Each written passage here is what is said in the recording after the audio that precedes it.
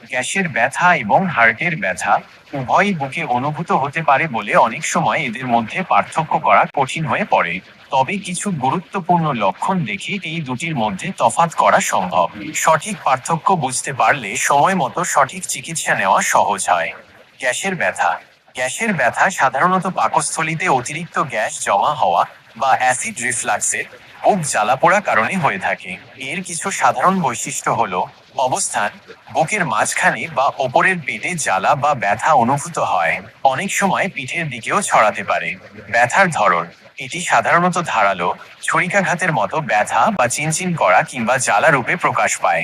সময়কাল: গ্যাসের ব্যথা সাধারণত খাবারের সঙ্গে সম্পর্কিত, খালি পেটে বা ভারী খাবারের পর বাড়তে পারে এবং গ্যাসের ওষুধ খেলে বা ঢেকুর উঠলে কমে যেতে পারে। এটি সাধারণত অস্থায়ী হয়, আসে এবং যায়।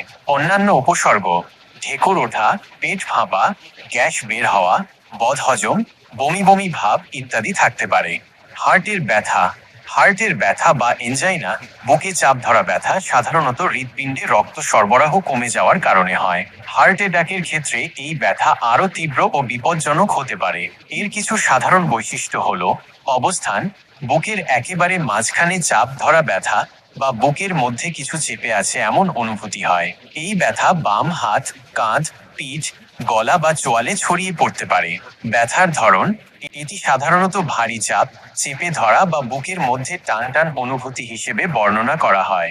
সময়কাল: হার্টের ব্যথা সাধারণত কয়েক মিনিট বা তার বেশি সময় স্থায়ী হয় এবং বিশ্রাম নিলেও কমে না।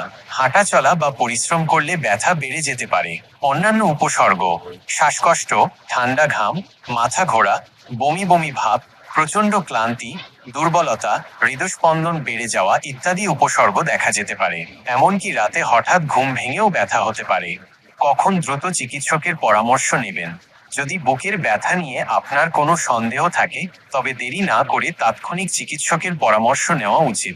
বিশেষ করে যদি ব্যথার সঙ্গে নিচের লক্ষণগুলো থাকে: ব্যথা 15-20 মিনিটের বেশি স্থায়ী হয়, ব্যথা বিশ্রাম বা গ্যাসের ওষুধেও না কমে, শ্বাসকষ্ট, মাথা ঘোরা, ঠান্ডা ঘাম, বমি বমি ভাব বা প্রচণ্ড বুকে চাপ অনুভব হয়, ব্যথা বাম হাত, ঘাড় বা চোয়ালে ছড়িয়ে পড়ে। মনে রাখবেন, হার্টের সমস্যা গুরুতর হতে পারে এবং দ্রুত চিকিৎসার প্রয়োজন হতে পারে। তাই অবহেলা না করে দ্রুত চিকিৎসকের শরণাপন্ন হওয়া অত্যন্ত জরুরি।